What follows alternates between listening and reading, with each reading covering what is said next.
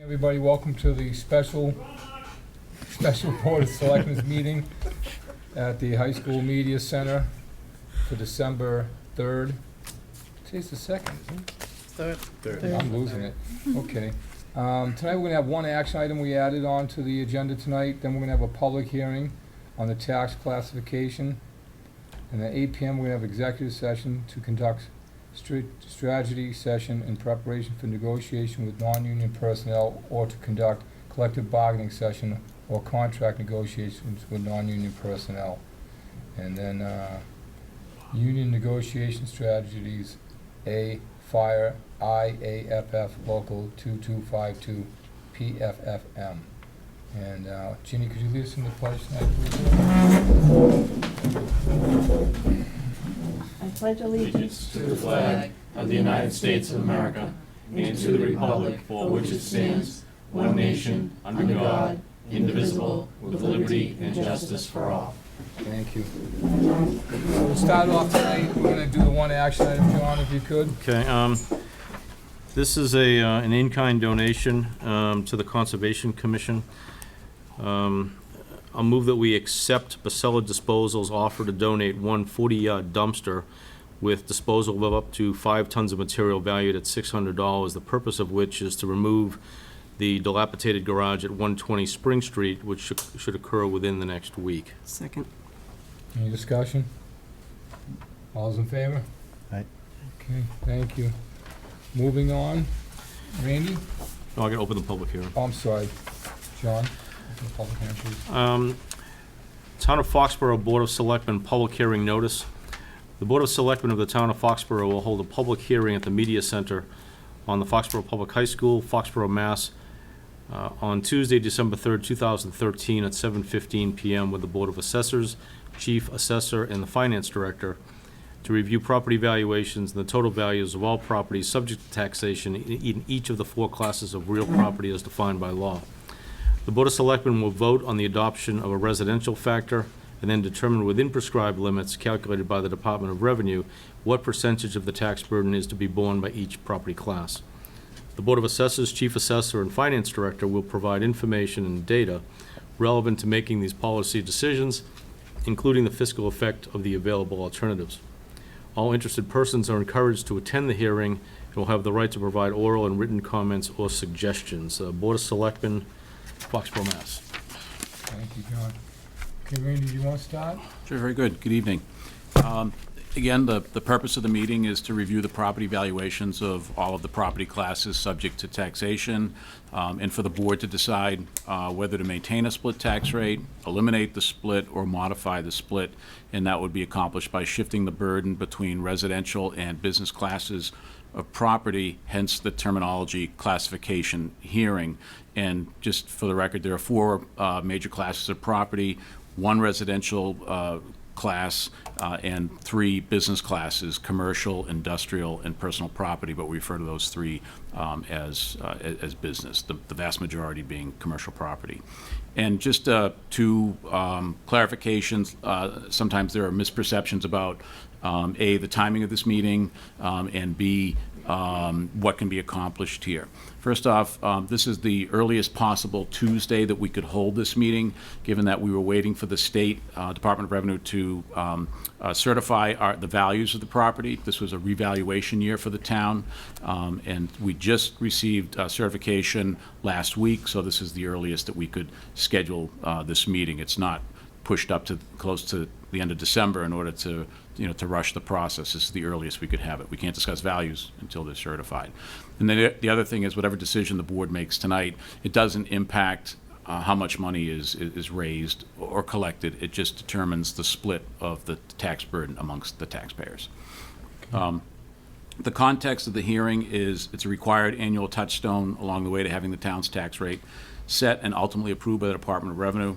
Once the classification decision is made by this board, the last components of the detailed documentation will be submitted to the Department of Revenue for final review. We'll probably do that tonight after this meeting, assuming a decision's made. Assuming everything's in order, we're looking to receive a quick approval, hopefully this week, to have our tax rate certified, which would allow us to mail our 3rd and 4th quarter bills by the end of December, which is required. with February 1st and May 1st due dates. So if it's the board's pleasure, I was just going to go through some of the highlights from the executive summary, turn it over to the Board of Assessors so they could make their recommendation to the board, take questions from the board and the public. Does that meet your... No, I appreciate it. Mr. Chairman, can I just ask a process question? Sure. And I wanted to ask it before the recommendation came. A lot of information in the packet. There's going to be some presentation, then we're going to get the recommendation from the Board of Assessors. And I'm not sure why we get that recommendation at the table versus earlier in our packet, so we have time to think about it and digest it. Is this a policy that's been going on year after year? I'm not sure who to ask it to, maybe the assessors. Yeah, But in the 9 years that I've been on the board, it's always been done this way. We meet before the selectmen Okay. and this meeting, and we submit our recommendation for the rate. Okay, so and then you came up with a recommendation just prior to this meeting today? We met twice. Twice, We met oh. a week ago, and then we met again tonight just to re-clarify and discuss our decision, and then we came up with Okay. the decision. Because there may be a benefit to getting it early, that way we can digest it and look at the numbers, but there may be a detriment because the information is kicked around before it gets to us. I don't know. actually concur with your first point that, there's benefit to having more time with the information. I think the conundrum that we have is that the Board of Assessors really doesn't have anything concrete for them to make a recommendation on until we have our certified values. And if the values had been certified, say, a month earlier, then there would have been, more time in the process. We could have had this meeting a month earlier, and then, it wouldn't have been a big deal to have another meeting. If you wanted to hear it, hear it one night and come back, a week or two later. But given that the values were just certified last week, this is the timing. I'm in favor of, having more time, with the process. That's one of the reasons why we went to quarterly tax billing, is so that we had more time to capture growth and have values reviewed. It's just once the board is done with their values, we're at the mercy of the state. Okay, fair enough. Thank you. Sure. Anybody Well, else? yeah. Does this mean that the vote has to be taken tonight, or it cannot be put off to another meeting? Well, In order to give us time to digest what you're going to present? sure. I mean, the board can do whatever it would like to do. I'll just suggest that if there was more time added into the process for a decision, we are at significant risk of not meeting the timeline of getting the tax bills out on time. Not only the steps that have to happen between now and the bills being postmarked no later than December 31st, and I'll explain what happens if they're not, is that I have to submit final documentation. That's why I'm going to race back to the office, and if you make a decision tonight, and submit the final two pieces that I need to submit. And then I'm waiting for the Department of Revenue for them to finalize their review, go through their chain. It's not just one individual, it goes up to, to a director. We wait for that. That could take a day or two. It could take a week. Because everybody's in the same boat. And then when we get that decision, then the work starts in the treasurer's office and the collector's office and the assessor's office. And there's 2 weeks of work that has to be done. There's testing and vetting of the data before we commit. As you can imagine, there's a tremendous amount of data. We don't like these things to turn into what the healthcare website is. We really spend the time sanitizing the data. So we do that, and then once we finish with that, and that's a good 2 weeks of work, we have a work plan laid out, then we submit it to our third-party billing administrator. It's actually cheaper for us, and other towns have figured that out, to have a consolidator. It happens to be our partner, our online payment provider. They can actually recreate our bill exactly like ours, send it out. You could actually pay it. They could distribute electronically if you wanted to opt in. And they need time because everybody else is in the same pipeline. So this time, it's not like we're the only customer. So there's time. So, we put at substantial risk of not hitting the date, having a postmark December 31st and with the holidays. So what happens if the bills go out in January? If, say, you want to take another week and we don't make it, which is a real possibility if we took another week. First off, by law, the bills are not due, meaning both third and fourth quarter are not due until May 1st. So the third quarter bill would not be due on February 1st. And in addition to that, we have to notice everybody of that fact. So we have to create something and have that stuffed into the envelope. Obviously, that impacts the town's cash flow, interest, et cetera. So it's not a good place to be. Okay. And also, you couldn't charge interest, right? Exactly. It impacts penalties, interest, as well as we don't have the cash till May 1st. I can hear a lot of cheering. I know, I'm sure there is. I'm sure there is, but then, the town's, and ultimately it hurts the town's cash flow and, increase our costs. My phone won't stop buzzing right now. Yeah, but again, it's there's no vice grip here. The board decides that that's something that they want to. Well, we are Gamble meeting with, I next mean. week, but let's see if that's the case at the end of the meeting. And John, anything to add before we start? No, I actually had talked to Randy on this subject, asking the same question, to see if there was I'm an old AdCom guy, to say, let's have a week to digest it. I think it's healthy, and I really don't like making decisions. You hear a piece of information and you make a decision, and you don't always make the best decision because you haven't compared it with anything. Right.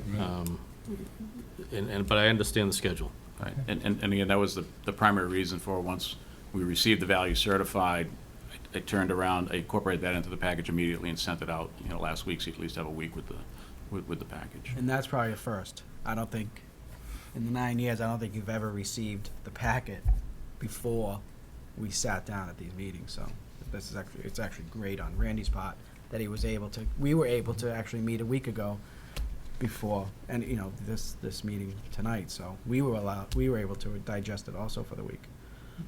Okay. If I will, Mike, just because I know Randy wouldn't do this on his own behalf, but there were circumstances beyond the finance department's control that made it come out this far. They've been trying to get information from the state and get it approved by the state, and they've been waiting on the state. So just wanted to make that clear, that there was nothing happening with the finance department that created this delay. All right, Randy, Right, continue, thank you. please. There are multiple components. I'm just going to pick off some highlights of the executive summary. I'm not going to cover every point here. Of course, now I'm going to start joking. There's the tax levy itself, how much money we raise. There's the property values, which is the key focus. There's the tax rate. There's the tax bill, community comparisons. Excuse me. So I'm just going to cover some highlights from each. The tax levy, it's increasing by $1.38 million, or 3.6%. The increase is comprised of three components. The first is what's allowed by Proposition 2.5, and that's $873,000. That's 2.28% of the 3.6. It's not 2.5 because you can't go up 2.5% on the debt exclusion, so you have to go back to the base. So so the number only increases by 2.28%. Excluded debt is actually going down because we're amortizing the debt. We haven't added more debt, so that brings the number down by 18 basis points. So the total tax increase on pre-existing property is 2.1%, or $803,000. The new growth taxes, which is the investment that's been made in the community, captured by the board and chief assessor, adds 1.51% to the levy, or $576,000, brings us up to 3.6%. So we continue to tax to the limits allowed by Prop 2.5 for the 17th consecutive year.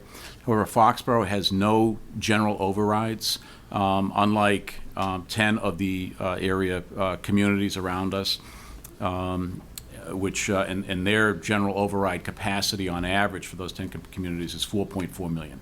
So the town doesn't have the benefit of any of that. Everybody does debt exclusions, but we don't do general overrides, which is, I think is personally great. But most of our surrounding communities do, and that's how they balance their budgets. That's it on the tax levy. Any questions on that? On the property values, which is what we're really here to talk about, the fiscal 14 total taxable property value declined, so all classes combined, 1.73%, or $45 million. The average single-family residential values decreased by 1.24%, and the average commercial and industrial values decreased by 7.1%. So they decreased, commercial values and industrial values decreased about 6% more than residential. And what that does, what that does is that in effect shifts the burden. That's what shifts the burden to residential, because if you think of the tax as just one pie, we're not changing the amount of tax. Your tax bill is determined by your property's value as a percentage of the total. So if your percentage goes down, your tax bill goes down. So if the residential now is composing a larger share of the pie, it shifts the weight of the burden to residential. The average single-family property value, excluding condominiums, and the reason I'm going to choose that one tonight is that's 90% of all the residential property. Condominiums has another 10%. That decreased, the property value decreased by $3,500 to $372,000. Again, that's the average. The residential class of property totals 75.94% of all property value in the town. It's a significant increase over last year, which was 74.23%. Those may seem like small numbers, but they're significant shifts. The remaining 24.06% of property value is associated with all the business classes. Over the last 4 years, residential property has increased from a low of 72.8% in fiscal 10 of the total valuation to the current 75.94. This shift results in a continuing trend of the tax burden shifting to the residential taxpayers than on business taxpayers. However, in fiscal 12, just to make sure that we're clear on what's happened here with the shifting of burden by decisions the board's made, in fiscal 12, the board equalized this trend by splitting the tax rate for the first time, which had the effect of maintaining the tax burden split, that percentage split that we had in fiscal 10. And the reason that was recommended by the Board of Assessors and the majority of the Board of Selectmen concurred is that fiscal 10 was also a reval year. And so, the values, the property values, were very tight, as tight as they're going to be. They're going to be tightest in a reval year when the state puts a lot of scrutiny on the values. And it was the year when all of the new growth, significant new growth value in the town had been captured. Patriot Place, Chestnut Green, Foxborough Lodge, the apartments is a large complex, that had all been captured, fully valued, and it was a revaluation year. So that was a good benchmark year for the town, and then we saw a shift that the business values fell, and so the decision in fiscal 12 was to equalize that shift by splitting the tax rate to bring it back, the split of the burden in FY12 back to the split that we had in fiscal 10. Randy, if I could ask you, Sure. do you remember what the difference was in evaluation back then in 12? Yeah, I do. It's actually on page Just for the public. page 7. It had shifted from I'll just speak to the residential piece. It had shifted from 72.8% in fiscal 10 for residential to 74.38. So is 1.58% shift. Just to educate the public, they don't have Sure. all these. And those may seem like small numbers, but when you're dealing with 30 some odd $30 million in tax, it translates into a good number for a residential taxpayer. Thank you. Sure. So then in fiscal 13 last year, what the board still split the tax rate, but moved slightly away from the fiscal 10, fiscal 12 benchmark, and moved the split of the burden, slightly in favor of the business taxpayers. So instead of maintaining that 72.8, 27.2 split, feathered it back so there was a slightly higher percentage, for residential. And so then here we are in fiscal 14, and the tax impact to all residential taxpayers in fiscal 14 from this 4-year trend in value shifting away from business taxpayers, if you can actually quantify it, it translates to $1.24 million. Now it's a 3.13% shift from where we were at the benchmark year. Translates to about $1.25 million or $226 on average for the average residential taxpayer. An additional tax burden in fiscal 14 alone if the town reverted to a single tax rate. So if you decided to, enough of the split, go back to single tax rate, that you'd, 1.24 million would be shifted on to residential and add about $226 to the residential tax bills.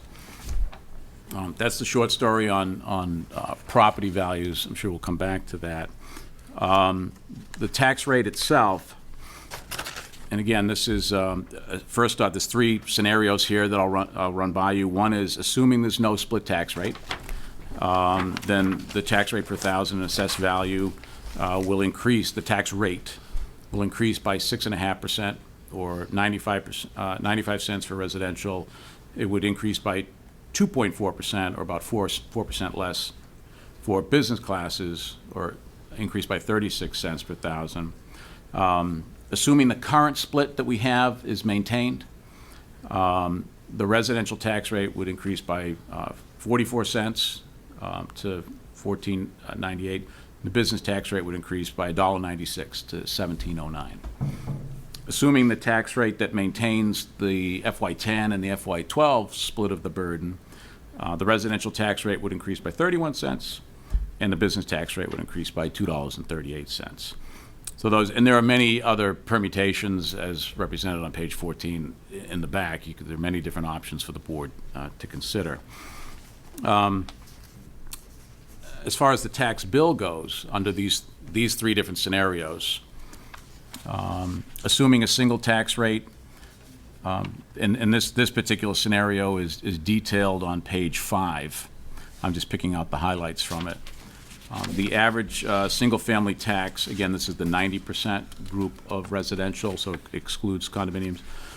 Single-rate tax would increase the average single-family homes tax bill by 5.5%, or $303 to $5,769. The average commercial tax would decline in this scenario by 6.63%. So single tax rate, residential taxes go up approximately 5.5%, and commercial taxes would decline by 6.6. I'm picking commercial rather than going through the other two components, because commercial is over 75% of all of the business property.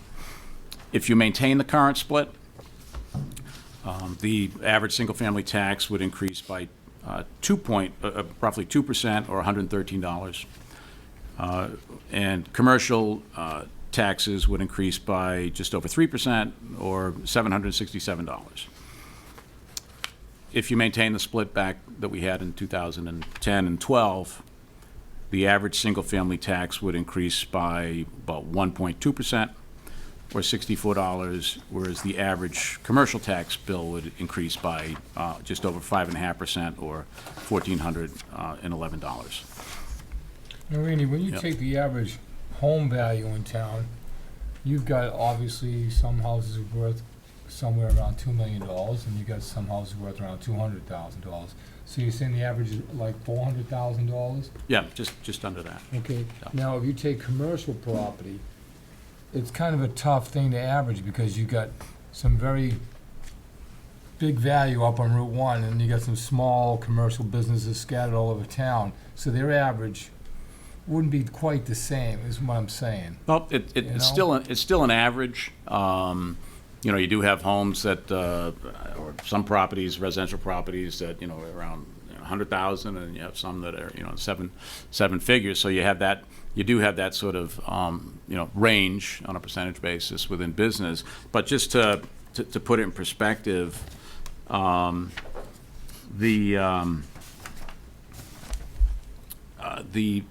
top 12 taxpayers in the town, they comprise about 14.5% of the whole levy, and 5.76 million, and the remaining business taxpayers comprise 12.8%. And we're talking about another roughly 380 businesses. So you have the larger ones are, represent more than half of the business tax levy, and everybody else is the other half. Okay, thank you. The last thing that I just wanted to mention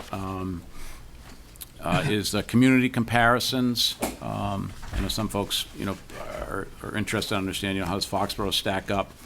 And the comparisons that can be done are for fiscal 13 because everybody's still going through the fiscal 14. So these are comparisons to, again, I draw a circle around Foxborough, the 15 closest towns. So I have, including Foxborough, is 16. So you have sort of quartiles. So in the comparisons, Foxborough's FY13 total valuation of roughly 1.6 billion of single-family property is just over 15% less than the average of the 15 area communities. So we have less property to tax on average compared to the surrounding communities. And there's smaller communities, larger communities, but on average, we have 15% less value to tax. Parcels is a big driver of that. How many parcels do you have to tax? Parcels either developed or undeveloped. The single-family parcels that the town has, 4,241, that's over 16% less than the average of the communities, 15 area communities that are around us. And, that, from my perspective, that's one of the key drivers of why the Foxborough revenue picture from a taxing standpoint is where it is. And we just have fewer parcels to tax. It's not the value of homes. The average single-family valuation in FY13 at about $376,000 is within $3,000 or less than 1% of the average of the other 15 area communities. So we're right in the mix. Foxborough's the value of Foxborough homes on balance is really no different. That's not what's driving our challenge when it comes to tax revenue. And the average single-family tax bill, the bill itself, is last year at $5,466, is just under 2% less than the average. So we're not, in comparison, on average, we're not. This town doesn't tax more, on the residential taxpayers than other towns. And last key fact I would leave you with, given the decision you're about to consider, is that last year 9 of the 15 area communities adopted a split tax rate structure. Again, residential rate lower than business, and that's detailed in one of the back pages. I show you the 3-year history of that. So that's all I had to enter into the mix here. And again, the board has the option to maintain a single or establish single tax rate, or maintain a split. And with that, I will turn it over to the Board of Assessors. Chairman Buckley, you can share the recommendation from the board. Thank you, Randy. What I'll start off with is I will, I've already explained that we have met twice. So we met a week ago with the same information. We met again tonight before this meeting, and we had discussions on the different scenarios that were out there.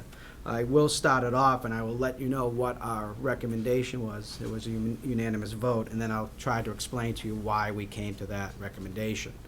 If you look on page 14, you see an analysis of the tax burden shifting put through, from zero or a single rate all the way up to the 15.84% that the state allows. You'll see at the top there's 3 boxes that are kind of highlighted there, and the top one again is the single rate. And as you slide down, if you look on the far left-hand corner, you'll see 1.1031 CIP shift, and then below that is another box, 1.1302. We are recommending that we stay with the 1.1031 CIP shift, which is a factor of 3.27%. And what that highlight is there is basically saying that we want to just keep the status quo. So we recommend that you keep the shift and the relationships of the two classes to basically what was last year. And the reason is because if you go back, again, what Randy was saying with the commercial industrial values, they dropped 7.11%. And I think it's important to understand that for residential, a ranch house sold on Carmine Ave is compared to other ranch houses throughout the town that are sold. Well, industrial, commercial properties are not. The values are based on income and expense reports that basically the town of Foxborough started when Hana first came on board. And it's given out to every business in the community, and they're asked to fill those out. We got around 52%. About 52%. 52% got back. Well, what does that mean for the other, part that didn't? Well, we still use those values for businesses that decided not to fill out the I&E. We can still come up with a value on that business using the information given from the other industries that have submitted that. And there is a fine for not submitting the Yeah. INE. So to look at that with a drop of 7%, well, that means that's a real value drop of their business. That's income and expenses. They're struggling. There's no doubt. I mean, you don't need, you read the Wall Street Journal every day to figure out, that, businesses are still hurting in the country.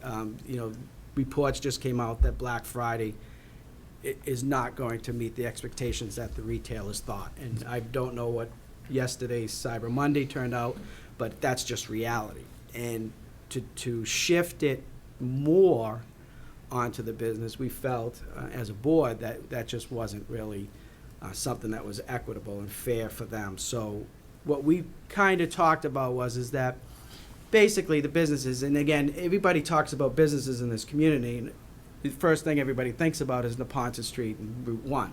Well, this little stores down in the Common and on Main Street, they're all businesses too. And, they're our neighbors and everything else. But they're part of all this talk also. So what we thought is they've already planned in their budgets for next year what their tax burden is going to be. And we thought, and our thought process was, well, why don't we just keep it the same as it was last year? So we're not recommending to drop it any lower, and we're not recommending to go any higher on those on that cost shift. The great thing about this, as we talked about 2 years ago when the first time in Foxborough's history that we decided to come up with a split rate, we look at it every year. It could change every year. You can go back to zero. Last year it was throttled back because last year was a good year for businesses. The data's showing us right now that the business community is struggling in Foxborough. And again, those are actual numbers that we receive. They're certified financial statements that we see. And that's really what we came up with for our recommendation, and that's why we came up with that. Okay, thank you. Anybody from the board wish to speak on this, or you're all represented through Mr. Buckley? Yep. Okay, I'll open it up to John. No, I don't know if in your analysis you saw any trending that might indicate when the business world might rejuvenate. It could be a while. Yeah, I mean, last year was better. I mean, we came up with the split 2 years ago. There was a huge discrepancy, as Randy said at the beginning, that the residential was just going to get slammed that year, and we made the recommendation, and the board again voted for that split. Last year we came in, we actually were throttling it backwards towards the single rate, and we came up with a percentage, and the board didn't use that recommendation. They came back even further. And I don't know exactly Yeah, I don't remember the figures from that year. but we're here again, and, when we got all this information and Hannah's looking at it going, the business values dropped 7%. I mean, you really. But if you took the numbers that are in front of you, you could have actually shifted more burden to residential based on the drop in commercial. Just based on the drop in commercial valuations. If you went strictly by those numbers, it would have been a larger Oh, shift yeah. over to Yeah, the do nothing, residential. absolutely. So this is a bit of a splitting down the middle to keep things, call it status quo, but to keep things predictable. Yes. Okay. And if you look at the percentages wise, it's it's not, for both classes, it's pretty equitable. It's not huge or anything like that. To interrupt, if we keep it the way it is right now, and correct me if I'm wrong, Randy, if we keep it as is, the residential will go up 2.6%, the commercial will go up 3.2. Am I right? Yeah, it's actually the largest class, just over 2%, 2.06, and the largest of the business class, 3.02. Yeah, pretty close. But if we go to the single rate again, residential will go up 5.5%, and the commercial will go down 6%. Right, and I can understand the logic behind that to say, how much can the residential sector Yeah, bear? right. Because they all work at these businesses, and if the businesses aren't doing well, the folks bringing home a paycheck aren't doing very well either. So you're kind of caught in a squeeze. All set, John? Yeah, so Lorraine? Yeah, I went over this information with Randy, and I do see now, assuming that we stayed with the current split, that just seems to keep it balanced more. Yeah. And again, going back to the single tax rate, that difference, 9%, no, what is it, 5 and 6, like 11% difference, really, Yeah. when you look at us going up, residential going up 5 and commercial going down. It just seems like a huge difference to look at going back to that, so. Yeah, I mean, all those numbers are on page 2. I mean, the box is on page 14. Mhm. Randy did all those figures, so it tells you exactly, single rate in those two splits. Mhm. So it tells you the exact figures that it would be, so. So it seems that your recommendation sounds to me as the best way to be fair in terms of the tax burden, how it's On spread. everybody, yeah. Yeah. Okay, So we thank believe. you. Exactly. Jeannie? Yeah, I'm not a proponent of split tax rates. I think you know that. However, I think predictability is an important issue here. And if we maintain it the way you're suggesting, everyone will have they can do their budgeting and everything, and I think it is more equitable. I mean, we're in tough economic times. Mm-hmm. I mean, hopefully, if the sewer project goes through and everything, business will improve. And we can look at the tax situation again. So even though I don't like split tax rates, but I understand the need for this and the need to maintain what we have, to be equitable to everybody. So. Thank you. James? Yeah, I am a fan also of the single tax rate, and I remember the discussion 2 years ago, and that's why, I probably would have voted the same way 2 years ago as I did. Having that information before would have helped me. I think I came into that meeting not expecting a recommendation for a split rate, because it's never happened before. But the reasoning made sense. And I think it's important for people to understand that the commercial did drop down and residential maybe dropped down, but not as much. So keeping the single rate would have been more of a detriment to the residential. So I think we adjusted the percentages, and I think the expectation or the hope was to keep the payments the same, even though but at the same time, looking at the cycle of the economy, I had it in my mind that over 2 or 3 years, we would adjust back. In order to adjust back, I think I was assuming that the rate drops and stuff would stabilize. I was surprised to see this year that the commercial dropped a lot more than the residential. I'd love to get back to the single.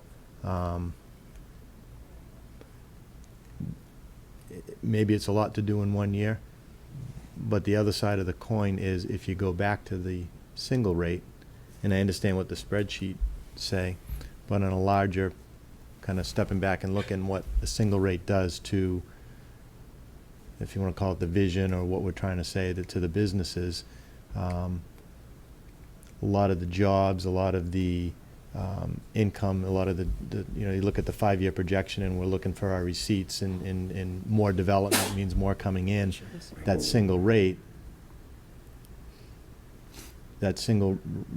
may give the businesses a push to have confidence to invest in the town, where over the last couple of years, they were treated differently, and a lot of the businesses, although they are in town, a lot of the businesses are not in town, so they don't even get to vote, and they don't, use the tax items such as schools and things like the residential.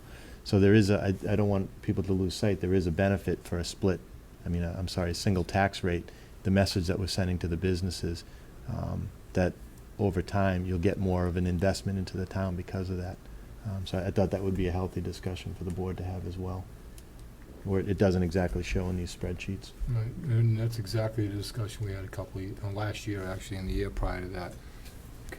So public hearing, anybody wish to be heard from the audience? Mr. Norton?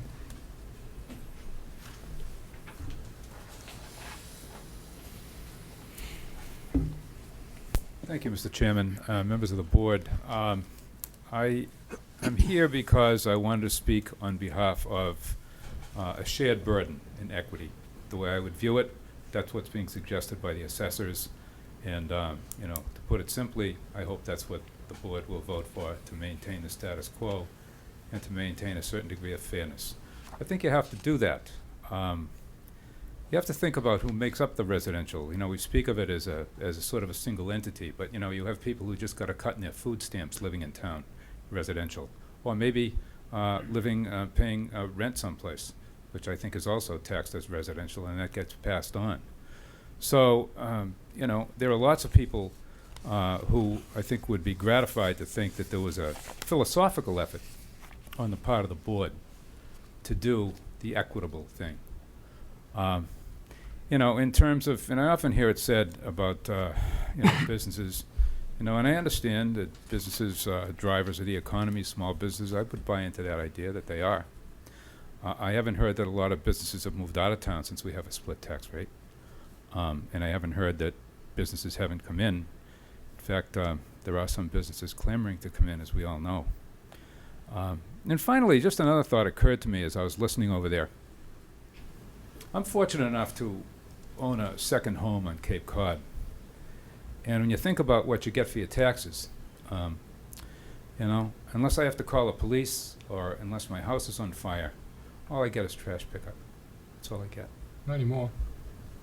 No, But down the you're Cape. Down the Cape. Yeah. So, that's, nothing's ever completely fair. I think we have to accept that.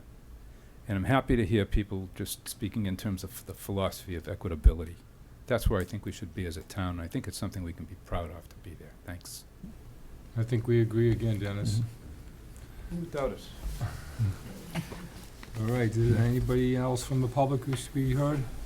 Seeing none, John? Motion to close the public hearing? I'll make a motion to close the public hearing. Second? Discussion?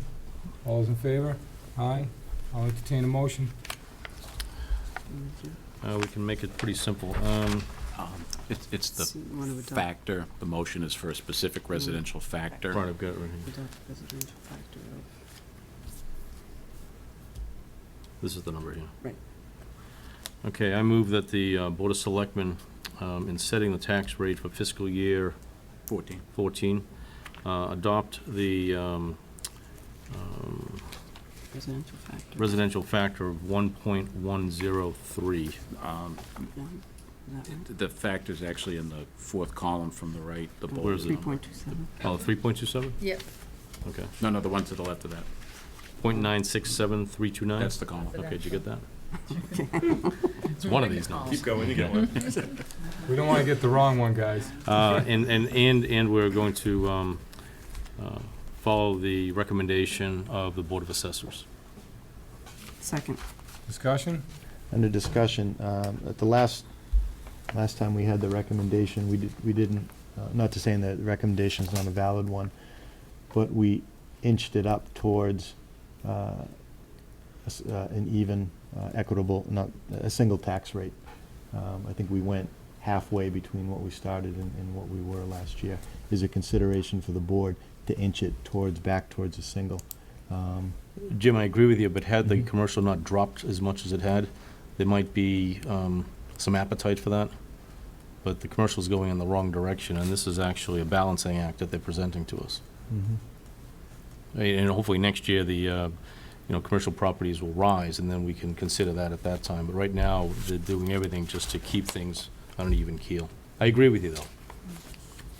Yeah, it's just, and again, not to slight at Dennis, and when I hear things like, all we get is trash pickup in the town, but, I mean, the taxes, somebody's gotta build the roads, the water, plow the roads, so if you think that you're only getting, one piece, There's multiple factors. there's multiple factors in it. So I don't want people to say, oh, all you get is, There's people your at trash town pickup hall, for your bill. There's uh, schools, there's all that stuff that keeps, the values up. It's our $90 a month is part of that, a lot in your taxation. So, no, I Yeah. understand. I do wanna get back towards a single, and I thought we could No, do I that. think there's plenty of interest in that. It's just that had the commercial rate not dropped as much as it had, you might say, boy, there's an opportunity to, move it up a few basis points. But I think right now, this is a very rational plan. And I agree with you. I'd like to inch it back too, James, but I think, one more year, it's gonna have to wait for I move on that. I think, this will be the year. I think hopefully, it took 2 years to get to this point. Hopefully, those percentages will all go up, not just one side. And, we can move to a more split in the future, but judging by the board, I see it going with the recommendation from what everybody's saying, so. Any more discussion? All's in favor? All's opposed? James against, 4-1-0. Okay, thank you very much. Thanks, guys. Before you go into, You want I me have to go sign to, something? yeah, I need just, I can submit it. Thank you. You guys are good, I just need this. Thank you. Good discussion.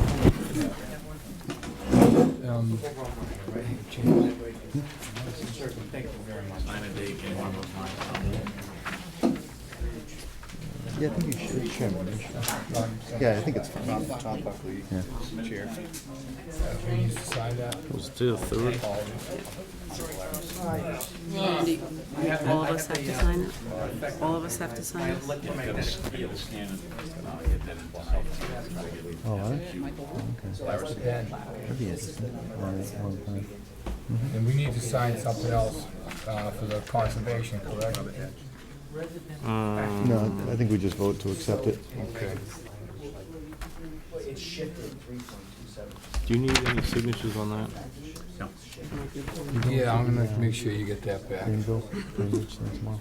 It's amazing how much a nice pen we should risk not hurt as much, isn't it? What time is it? We'll be right back with you folks. We're just going through some, paperwork here. Yeah. Are you going? I'm gonna try to, but it's You're doubtful. still on the mic, we can get that signed, you can move on. No, the building eats it up.